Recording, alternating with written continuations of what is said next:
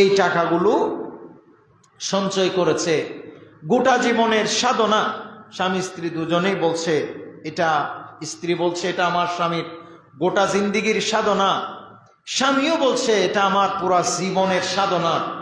এই 15 লক্ষ টাকা কিংবা তার চেয়ে কিছু কম বেশ এই জমা আমরা করেছি শুধুমাত্র হজ করার জন্য। 2023 সালে চেষ্টা করেছি, যেতে পারি নাই।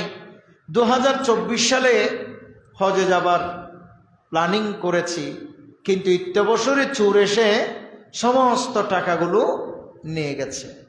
একটু জোরে বলুন নাউজুবিল্লাহ। এই যে তারা হজে যাবার জন্য নিয়ত করে সারা জিন্দেগি টাকা জমা করলো, আবার হজে যাবার আগে আগে সেই টাকা চুরি হয়ে গেল।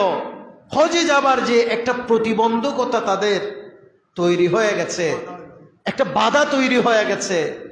এই বাধায় মানুষের তকদির, এই বাধাটাই হচ্ছে আল্লাহ পাক সুবহানাহু ওয়া তাআলার একটা ফায়সালা, ঠিক কিনা?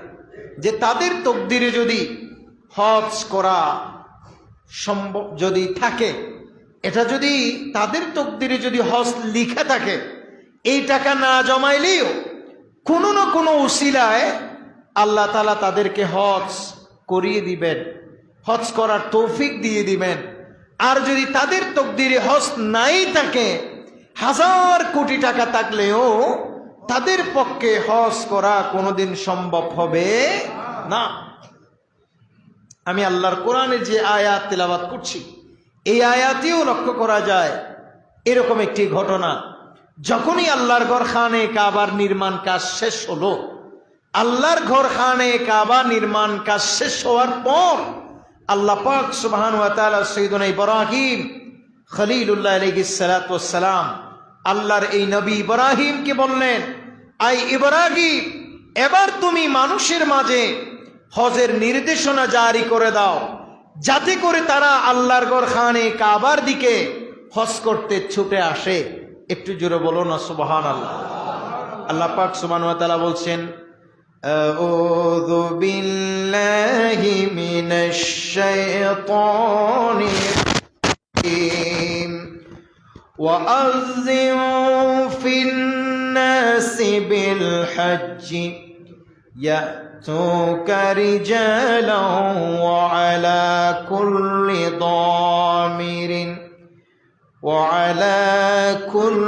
ضامر يأتين من كل فج عميق.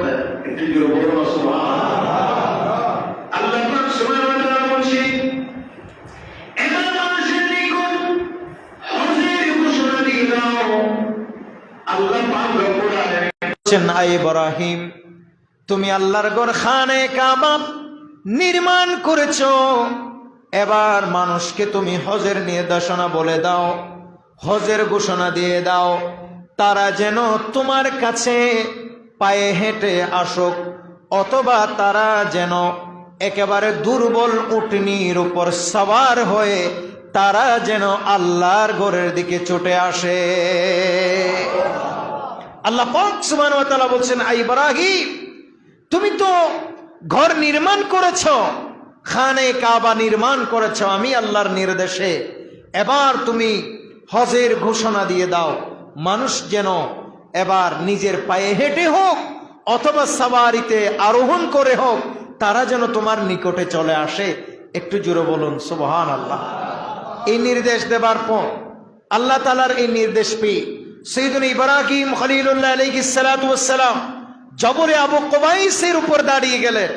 জবলে আবু কুবাইস মানে যেটা আল্লাহর ঘর খানে কাবার, অর্থাৎ যেটা আপনাদেরকে আরেকটু সহজভাবে বললে, অর্থাৎ সেই ওই পাহাড়, যেই পাহাড়টা সাফা মারওয়া পাহাড়ের একটু ওদিকে, আমাদের হিসাব করলে পশ্চিম দিকে, যেই পাহাড়টি দেখা যায় অর্ধেক কাটা হয়েছে, সেই পাহাড় ইতিহাসের অনেক কিছুর সাক্ষী। সেই জবলে আবু কুবাইসের উপরে দাঁড়িয়ে আল্লাহর নবী ইব্রাহিম খলিলুল্লাহ আলাইহিস সালাতু ওয়াস সালাম পৃথিবীর সমস্ত মানব জাতির উদ্দেশ্যে হজের নির্দেশনা জারি করেছে। আল্লাহর ঘর খানে কাবায় যাবার জন্য, হজ করতে যাবার জন্য নির্দেশ দিয়েছে।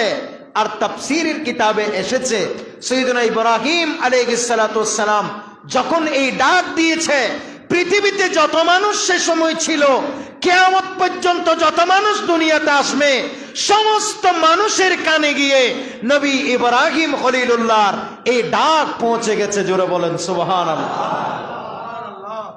সেদিন ইব্রাহিম খলিলুল্লাহ আলাইহিস সালাতু ওয়াস সালাম যে ডাক দিয়েছেন, ডাক, সেই ডাক সমস্ত মানুষের কানে গিয়ে পৌঁছে গেছে।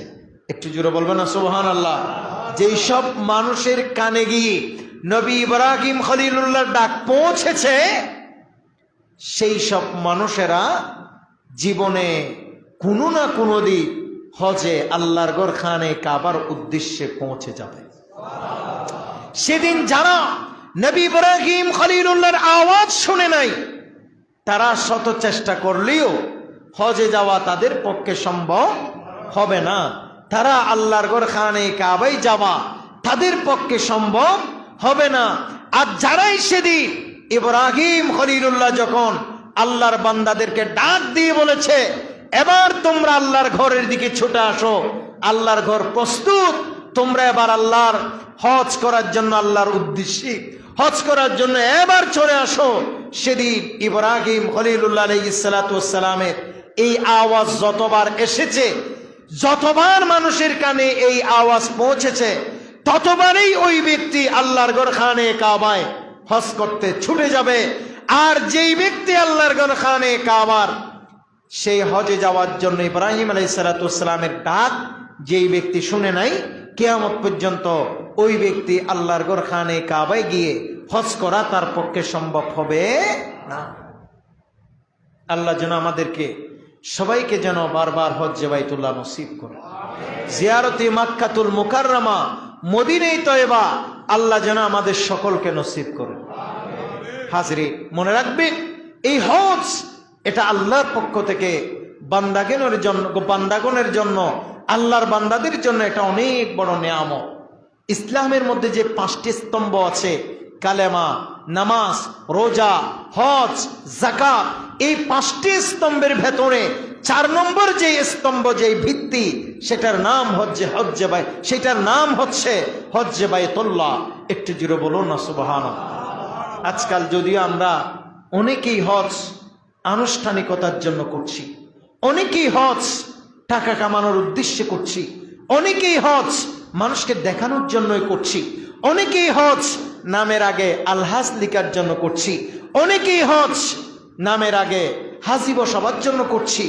কিন্তু মনে রাখা দরকার, এই হজ ইসলামের অন্যতম একটি স্তম্ভ, এবং এই হজ একমাত্র আল্লাহর উদ্দেশ্যে করতে হবে। একটু জোরে বলুন না সুবহানাল্লাহ। হজ করতে হবে একমাত্র কার উদ্দেশ্যে? জোরে বলেন কার? আল্লাহ। হ্যাঁ, নামের আগে আলহাজ, হাজি এগুলি লিখা যাবে, এগুলো নাজায়েজ না, যাতে করে এটা দেখে আরেকজন মানুষ উদ্বুদ্ধ হয়, তবে উদ্দেশ্য এটা হতে পারবে না। একটু জোরে বলুন না সুবহানাল্লাহ। উদ্দেশ্য কিন্তু সেটা হতে পারবে না। উদ্দেশ্য হতে হবে একমাত্র আল্লাহর জন্য হজ করা। আল্লাহ যেন আমাদের সবাইকে আল্লাহর জন্য হজ করার তৌফিক দান করেন। নবী করিম সাল্লাল্লাহু আলাইহি ওয়াসাল্লাম একদিন খুতবা দিচ্ছিলেন।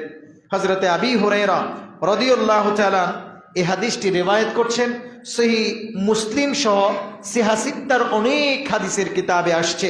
আমার নবী খুতবা দিচ্ছেন, খাতাবানা রাসূলুল্লাহ সাল্লাল্লাহু আলাইহি ওয়াসাল্লাম فقال يا ايها الناس قد فرض عليكم الحج فحجوا।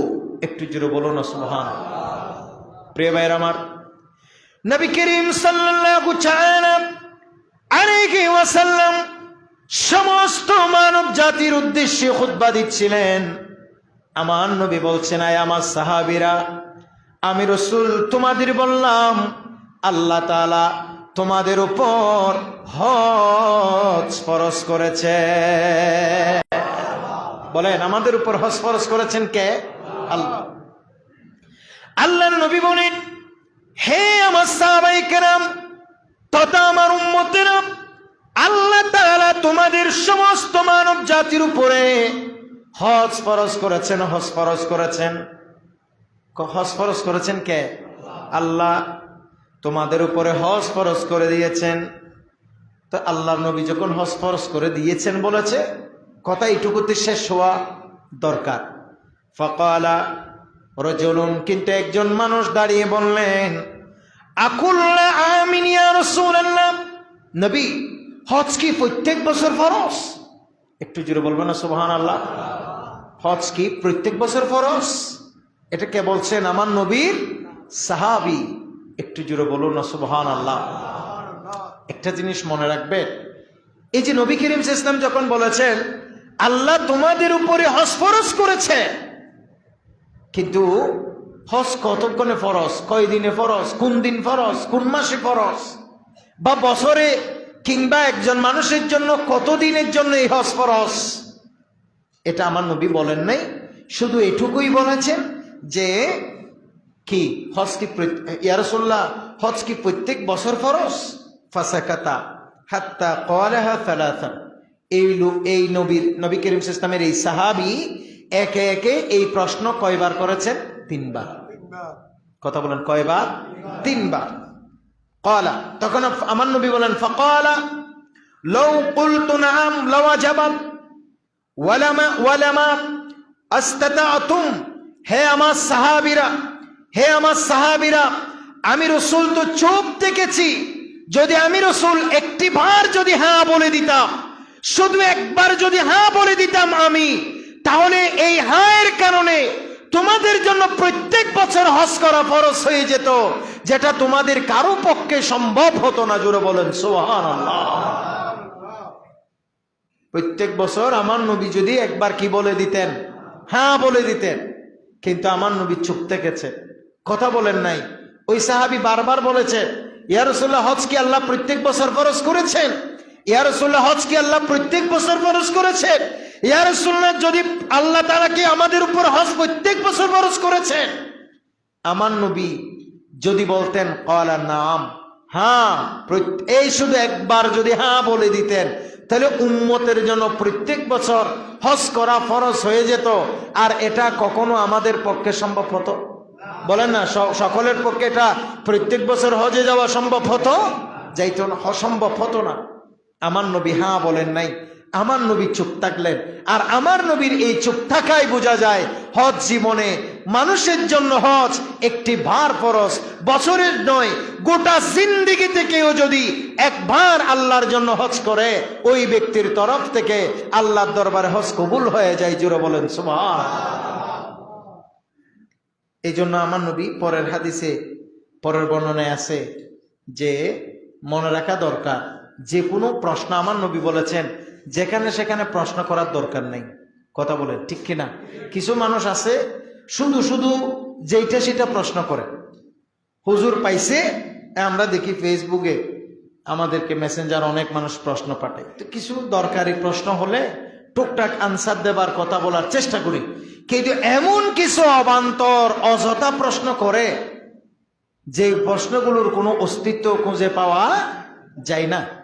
অনেক মানুষ প্রশ্ন করে, হুজুর জান্নাতের 6 নম্বর জান্নাতের 5 নম্বর দরজায় 8 নম্বর ঢুকি, একেবারে বলে লাস্ট মাথায় গিয়ে একটা বলে কূপ আছে, ওই কূপে বলে একটা মেয়ে দাঁড়ায় আছে, ওই কূপে বলে 2 জন মানুষ গোসল করতেছে, মানুষগুলোর নাম কি? অনেক মানুষ প্রশ্ন করে। আচ্ছা, এই প্রশ্নগুলোর কোনো দরকার আছে? কথা বলেন, আপনারা বলেন, এই প্রশ্নের কোনো দরকার আছে? সুতরাং যেই প্রশ্ন আপনার কোনো জানার দরকার নেই, এবং যেই প্রশ্ন জানলে না জানলে আপনার কোনো কি নেই, ফায়দা নাই, সুতরাং ওই জাতীয় প্রশ্ন কাউকে করারও কোনো দরকার নাই। কারণ এই জাতীয় প্রশ্নগুলো করতে গিয়ে যখন এই উত্তর জানবেন, তখন সমাজের মধ্যে একটা আলাদা করে ফিতনা ফেসাদ তৈরি হওয়ার সম্ভাবনা আছে না? নেই? আছে। এই জন্য আমার নবী এরকম অনেক প্রশ্ন এড়িয়ে চলতেন।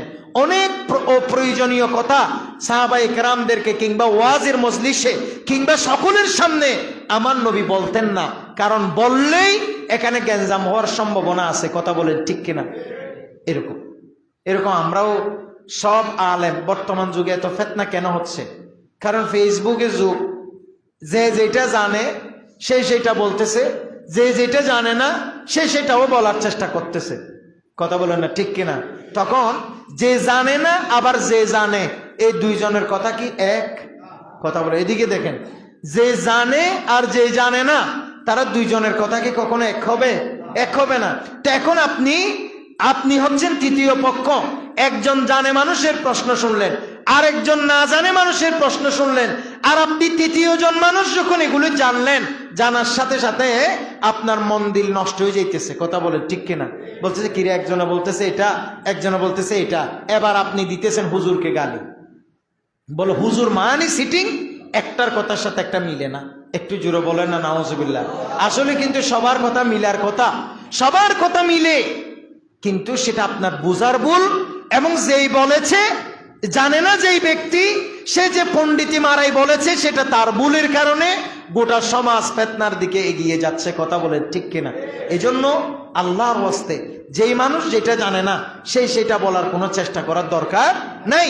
আর আপনাদেরকেও বলি, যেই প্রশ্নের ভিতরে কোনো আপনার জন্য কল্যাণ নাই, যেই প্রশ্ন জানা এবং না জানার ভিতরে আপনার কোনো উপকার নাই, সেই প্রশ্ন জীবনেও কখনো জানতে চাওয়ার দরকার নাই। আল্লাহ যেন আমাদেরকে বোঝার তৌফিক দান করে। আপনারা শুধু এইটুকুই জানেন, হজ জীবনে কয়বার ফরজ? যত টাকার মালিক হোক, কোরবানের মতো যত টাকার মালিক হন, কোরবানি শুধু এক ভাগ দিলে হবে। 10টা 20টা গরু না দিলেও কোনো অসুবিধা নাই, দিতে পারলে ভালো, নফলের সওয়াব পাবেন। ঠিক সেরকম হজ জীবনে শুধু একবার আপনার জন্য ফরজ, একবার করলেই ফরজিয়ত আদায় হয়ে যাবে। কিন্তু হ্যাঁ, আপনি যদি 2-4 বার করতে পারেন, 5-7 বার করতে পারেন, অবশ্যই সেটাতে আপনি সওয়াব পাবেন, ফজিলত পাবেন, গুনাহ মাফ হবে। কিন্তু এমনি মূলত হজ আল্লাহ তাআলা ফরজ করেছেন কয়বার? একবার। এটা আল্লাহর দয়া।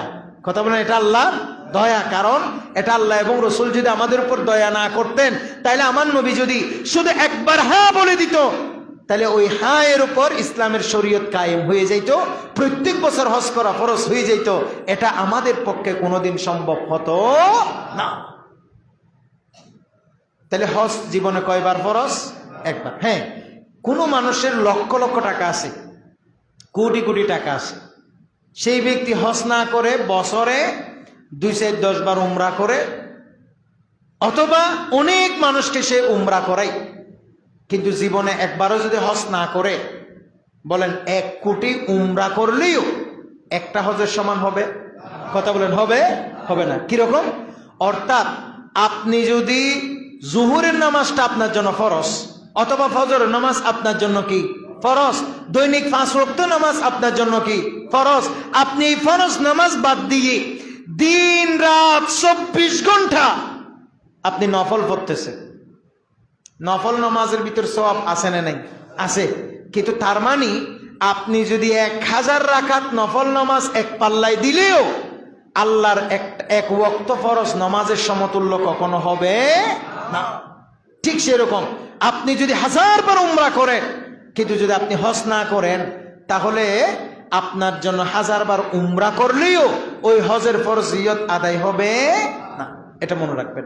আমাদের দেশে অনেক মানুষ এই মাসালা জানে, জেনেও না জানার মতো থাকে। আবার অনেককে এমন দেখা যায় যে টাকা হজ করতে গেলে টাকা বেশি খরচ, এই জন্য হজ না করে সে উমরা করে, অথচ হজ এবং উমরা কমপ্লিট আলাদা জিনিস। আল্লাহ যেন আমাদেরকে হজের ফজিলত বোঝার তৌফিক দান করে।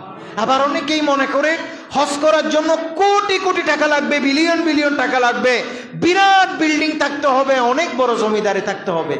আসলে কিন্তু সেটাও নয়, সেটাও আমাদের ভুল ধারণা। তো হজ করতে গেলে কয় টাকা লাগবে, সে কয় টাকার কথা উল্লেখ নাই। তবে আল্লাহর কোরআন বলছে সূরা আলে ইমরানের 97 নম্বর আয়াত, আল্লাহ তাআলা বলছেন ওয়ালিল্লাহি আলান নাসি হিজ্জুল বাইত মান ইসতাতা ইলাইহি সাবিলা।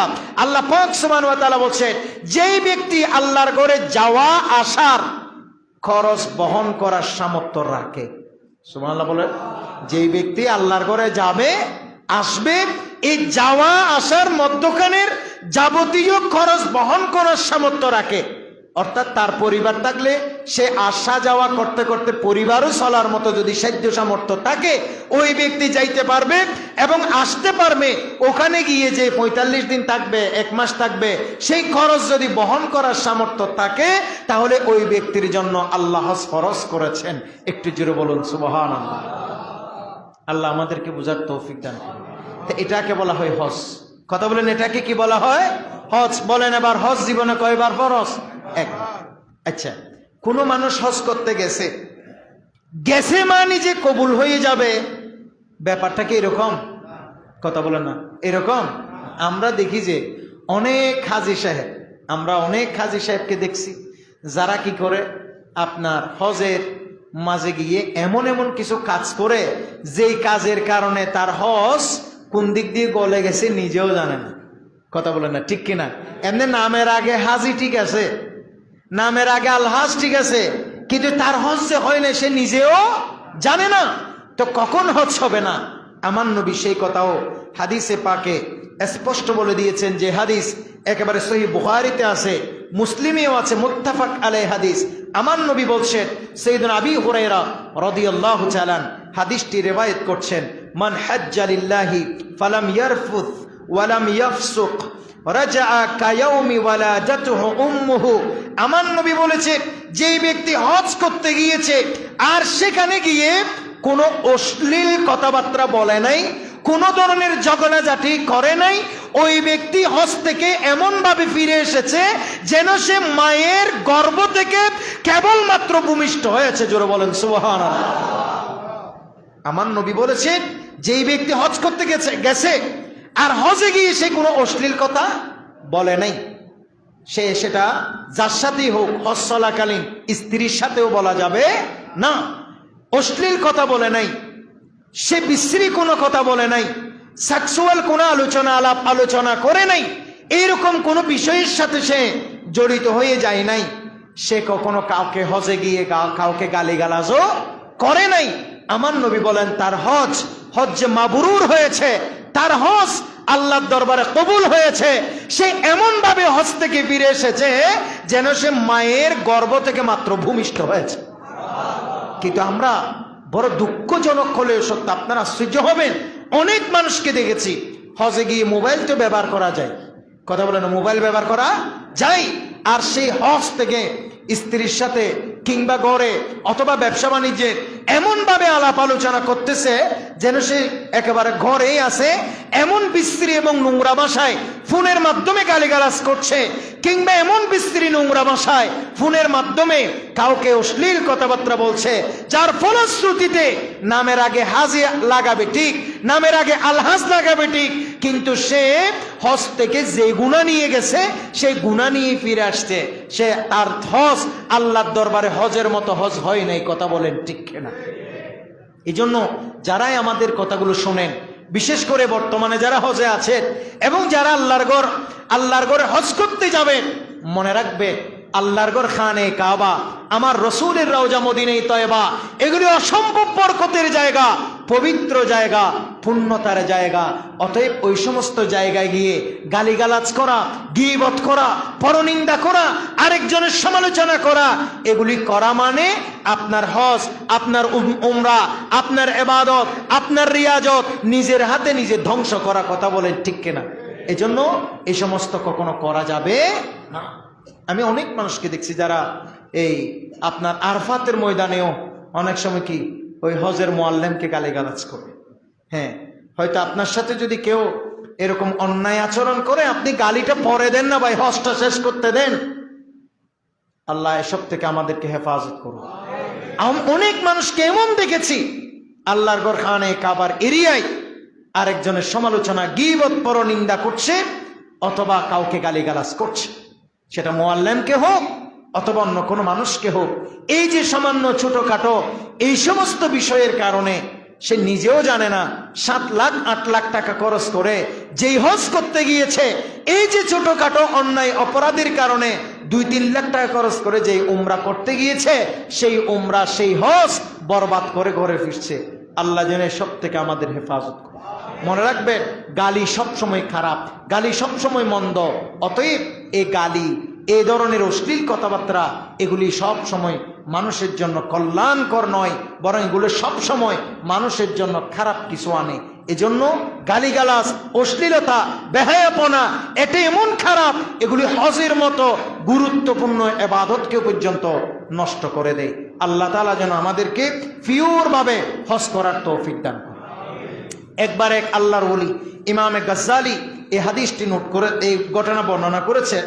একবার একজন আল্লাহর ওলি, তিনি অনেক বড় আল্লাহর ওলি, হজরতে আলী ইবনু মুআফফাক আলাইহি রহমা, তিনি হজ করতে গেলেন। তো হজ করতে গিয়ে তিনি মসজিদে খাইফ নামক একটি মসজিদ আছে, যেটি মিনাতে আছে, মসজিদে খাইফ। সে মসজিদে খাইফে তিনি হায়রান পেরেশান হয়ে একটু ঘুমিয়ে পড়েছে। ঘুমের ঘুরে তিনি স্বপ্ন দেখতেছেন, আকাশ থেকে সাদা পোশাক পরিহিত আল্লাহর দুইজন ফেরেশতা তার সামনে অবতীর্ণ হয়েছে। আর একটু জোরে বলে, আকাশ থেকে কয়জন ফেরেশতা? দুইজন ফেরেশতা। এবং তারা বলা বলি করতেছে, একজন অপরজনকে বলতেছে, হে আব্দুল্লাহ, আল্লাহর বান্দা, তুমি কি জানো এই বছর কয়জন মানুষ হজ করেছে? তখন আরেক ফেরেশতা এই আল্লাহর ওলি শুনে মতো জবাব দিচ্ছে, বলে, হ্যাঁ আমি জানি, এইবারে শুধু হজ করেছে আল্লাহর সন্তুষ্টির জন্য বরাবর 6 লক্ষ মানুষ। আর একটু জোরে বলবে না সুবহানাল্লাহ? এগুলি অনেক বছর আগের কথা।